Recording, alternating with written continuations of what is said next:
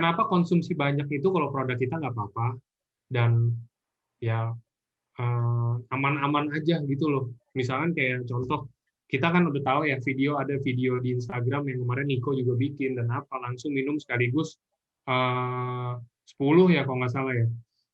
Nah, itu maksudnya boleh nggak sih dok dijelasin kenapa kok boleh sih konsumsi kayak begitu banyak-banyak? Emang ini apa sih? Ini bukan bukan obat jelas, tapi ini apa sih? Kenapa kita boleh konsumsi banyak dan yang ada badan kita sehat, bukan yang malah kenapa-napa, bukan malah OD atau bukan malah apa gitu loh dok. Ya, eh, memang waktu Niko konsumsi 10 langsung heboh semua ya. Padahal hebohnya banyak yang gini nih. Sultan banget katanya 10 saset tuh berapa harganya begitu. Karena memang bagi sebagian orang minum 10 kalau per hari, kalau tiap hari wah bangkrut nih katanya gitu. Ya, makanya jalankan bisnisnya ya. Kalau kalau yang sudah berjalan bisnisnya tentu tidak peduli kalau minum 10 saset per hari gitu. Nah, sebenarnya kita kan bukan obat, hanya makanan kesehatan. Tentu Hmm. tidak ada masalah ya kalau kalau kalau kebanyakan gimana ya, kalau kebanyakan sekali gitu ya, kalau minum satu dream gimana ya, pastilah mules dan sama kayak kita minum air aja satu dream juga ada efeknya kan gitu. Ini cuma Ya. makanan kesehatan gitu ya, jadi makanan minuman seperti itulah gitu. Saya makan ayam Kentucky 30 lalu muntah-muntah ya, ya namanya 30 gitu loh. Tapi kalau kita 5 saset apa segala macam ini kan sudah disarankan di sini gitu ya dengan kandungan uh, fruit flow ini.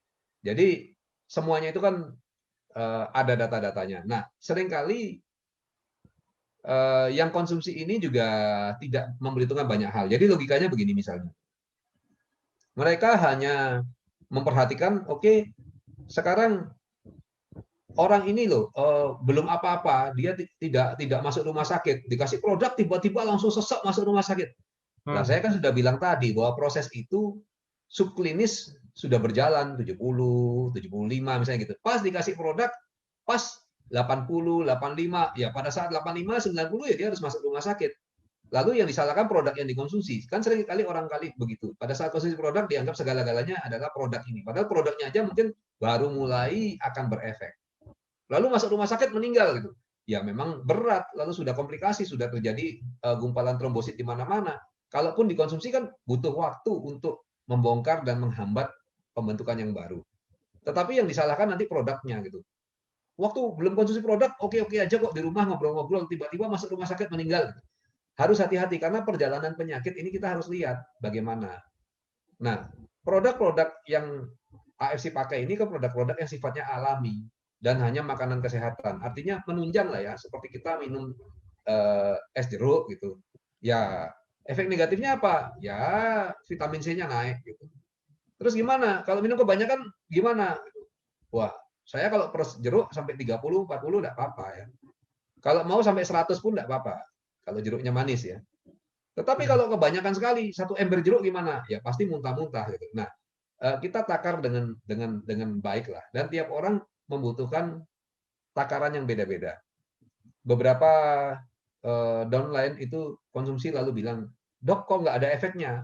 Oh coba tingkatkan. Begitu ditingkatkan 5 hari kemudian dia bilang, wih langsung keluhannya di lutut itu hilang. Saya ada video testimoninya.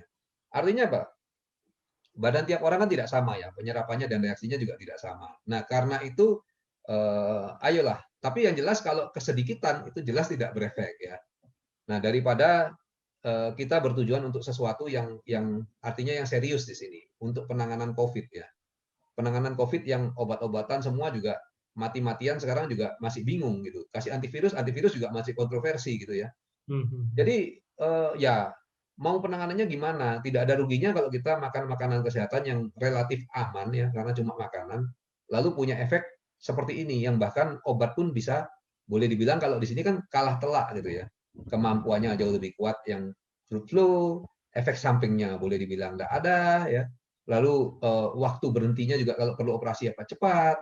Nah tentu dengan begini nih jauh lebih nyaman daripada obat. Makanya saya eh, sering ketawa juga kadang-kadang ada member yang dia kencing manis lalu konsumsi produk lalu gulanya turun.